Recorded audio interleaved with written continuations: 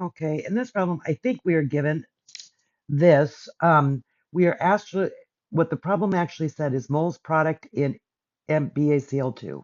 So I think that's what we have, but you're going to need to verify this. So as it stands, if what I'm assuming is correct, we know that we have 0.23 moles of barium oxide and 0.380 moles, let's see,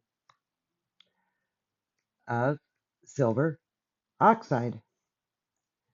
And we're asked to convert this to moles of barium chloride. In order to do this, we just need to use the mole ratios. And I have a 1-to-1 in all of them. This is barium oxide. And what else do I have?